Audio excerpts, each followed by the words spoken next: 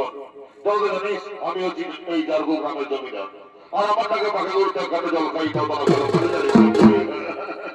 আর আমি কি করে এত বড় লোক হয়েছি এটা জানি তো তোদের বাকি নাই। বাবা এটা আর বলতে হবে না, তুমি সারা ডলার পিছন থেকে চিনিবার করো হে সেই জমিদার কি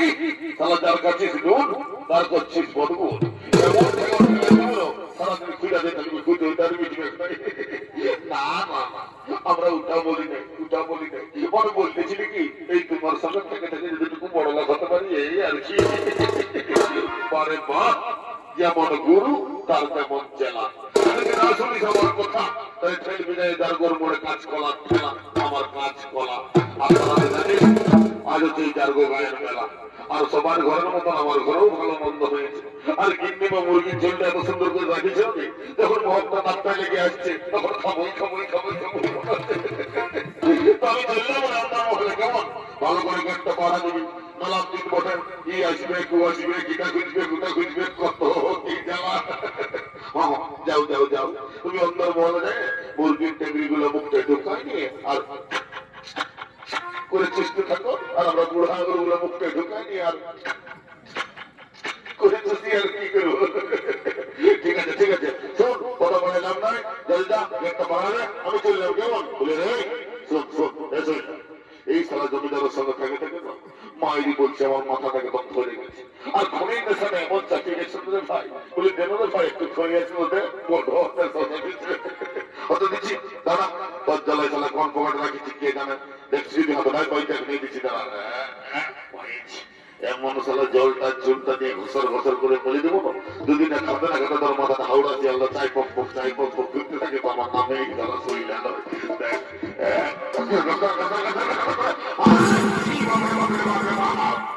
কি খনি বসে রে পানি খনি জাপানি খনি রে এই ছাড়তে না ছাড়তেই এই পশ্চিমবঙ্গ মাসের সিংহটা আমার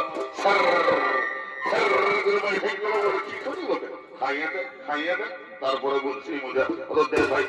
বর্তমান নেশাটা দেখেছে খনি মারাঠি দেখানা মানতে হবে আমার মাথা ধরা ছেড়ে গেল বলি শোন কথা বলে লাভ নাই তো বেলার দিন পরে ইউ আসবে গেটটা পাড়া দিচ্ছ এদিকে ওই জমিদার বাড়িতে বস্তি গেলেন নরুল নারদ এবং নারায়ণ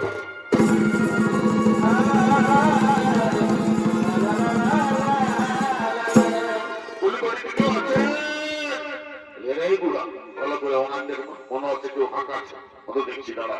ওই বাড়িতে কেউ আছে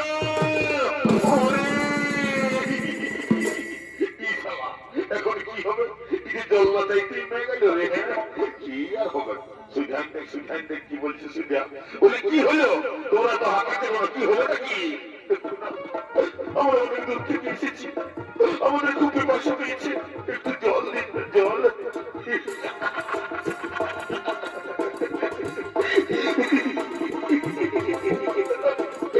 কাটাই খেলায় তো তালি ঘর কাপড়া ঘর ফুয়াদের ঘর আছে এই খেলাদের পছন্দ হইল না পাশে চাইছে ঢুকলে বিল্ডিং আমি খেলা লেবেন জুস কিছুই বলি রে ভালো করে ভালো দেখো সালা বাবু জেলা বটে ওইতে আছে যদি ধরে নিয়ে অভিশাপটা দিয়ে দেয় তো তত সালা বিয়া বিয়া হয় না মায়ের বলতে পারে সারা জীবন বিচ্ছ ভাই থেকে যাবে না রে ভাই না ওরকম বলিস না আমার বিয়ে করার দমে আমার মায়ের বলে দিত আমি যখন ছোট ছিলি মানে তোহা ছিলি তোহা তখন লোকের ছেলে কাজে নাকি করছো আর আমি কাজে নাকি করতে বিয়া বিয়া বিয়া আমার বিয়ে করার দমে রে ভাই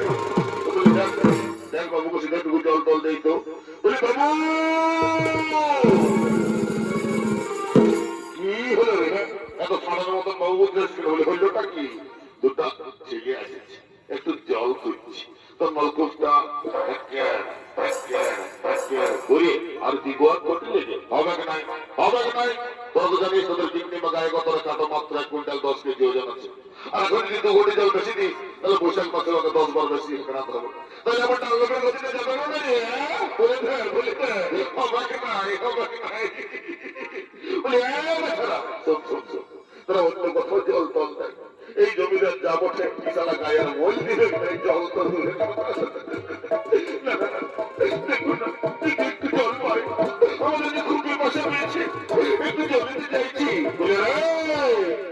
মস্তান হুজুর হুজুর হুজুর হুজুর করছি রে যদি নাই যাচ্ছে তো ঠেকা এবার মস্তান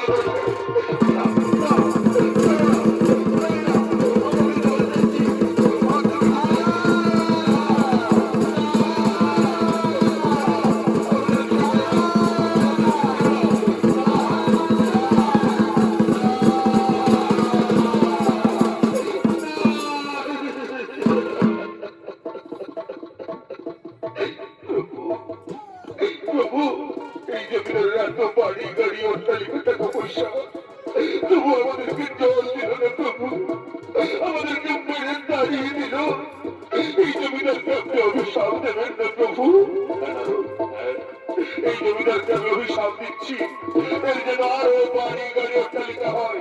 এর যেন আরো বড় লোক হয়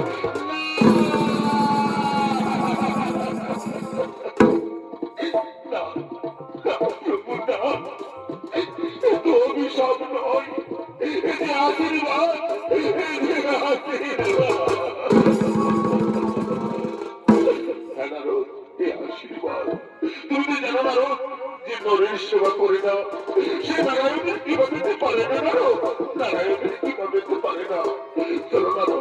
আমরা অন্য কোথাও জলের অন্বেষণ করি একজনকে দেখে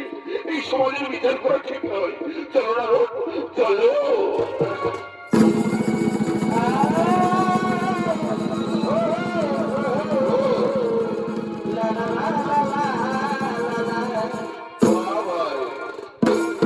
জলের অন্বেষণ করতে করতে সে